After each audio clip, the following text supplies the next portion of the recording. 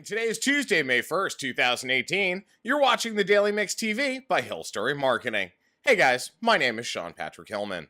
So Jan Koum, the co-founder of WhatsApp, said in a Facebook post that it's time to move on and do things outside the technology world. Some of the things he'd like to do: collecting rare air-cooled Porsches, working on his cars, and playing Ultimate Frisbee. So Koum sold WhatsApp to Facebook for $19 billion back in 2014.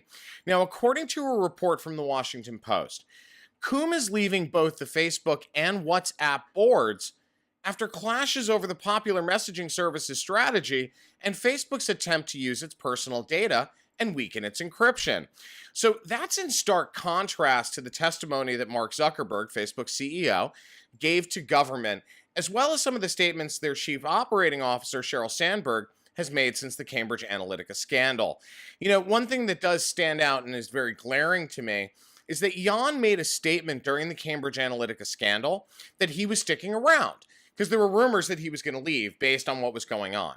Well, it looks like those rumors are actually true. Now that he's publicly disclosed, he wants out.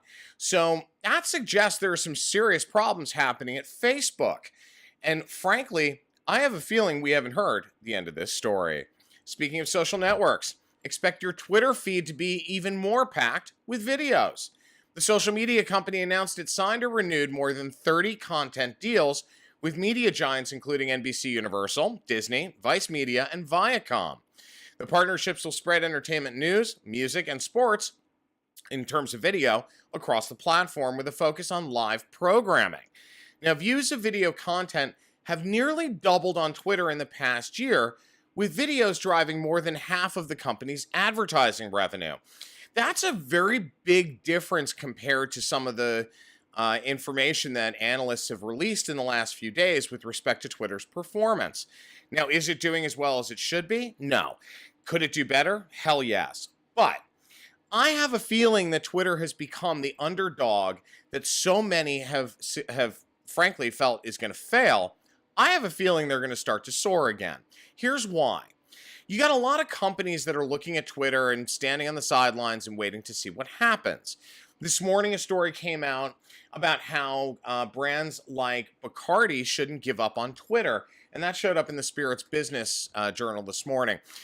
All of it is around the idea and the reality that video is going to become such a key component to Twitter. We've already seen some of the results. You're already seeing some of the people who've left Twitter come back. So it suggests that there is possibly a life after this for Twitter after all. Now, could Chipotle be making a serious comeback? In the wake of endless E. coli issues, rats and mice running amok in a store, and several other public issues, Chipotle sales are up, their stock price is beginning to climb, as is their door count, and now word comes down that the fast food operation has saddled up with DoorDash to facilitate delivery from its over 2,400 stores in the U.S. Now, the DoorDash deal includes a launch special, free delivery on orders of $10 or more between Monday and Sunday, May 6th. So that basically means between yesterday and this coming Sunday, including for Cinco de Mayo on Saturday. Now, increasingly, more and more QSRs are using third-party services for delivery in major metros. So as an example, McDonald's partnered up with Uber Eats, and Yum Brands' KFC and Taco Bell units are utilizing Grubhub delivery service. Now, just to be clear, that means that you can order from Taco Bell on Grubhub and Seamless, but don't expect a Taco Bell delivery person to show up at your door. Grubhub does provide delivery services for some of their platform customers as well. Now, here's the problem I have with this. Many of these operations lose control over the delivery process, and that often results in poor service, lateness, and cold food. That can spell serious problems from a reputation point of view, given that most people don't know Grubhub is actually delivering for them. I ran into this last year. As an example, my wife Kylie and I like to order from Johnny Rockets every once in a while. Hey, you can't get more Americana than, frankly, a 50s, burger joint or drive-through. In this case, or drive-in, I should say. In this case, we had Johnny Rockets deliver, and I actually had thought, even though knowing that Grubhub does provide delivery for some of their customers, I had thought it was actually a Johnny Rockets person. No, not the case. As it turns out, it was in fact a Grubhub delivery guy. And frankly, the food showed up cold, spilled all over the place, 45 minutes late, and I haven't ordered from there since then.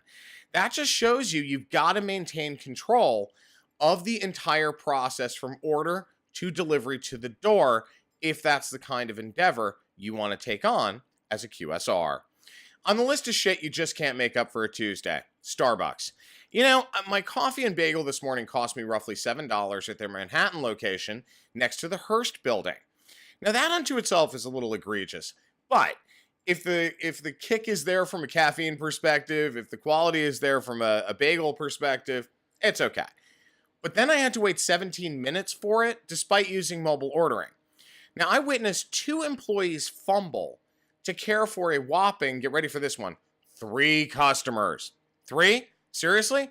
3 customers required 17 minutes of time before anyone could get to the mobile order queue. That's ridiculous. Talk about needing the shaking my damn head of the day. You guys are ridiculous. It's bad enough the coffee's overpriced. But then to have to wait on something that's supposed to be convenience driven is nuts. When I ask for a manager, crickets. And we wonder why Starbucks is having problems in major metros with lines and complaints. Poor staff training and management, period.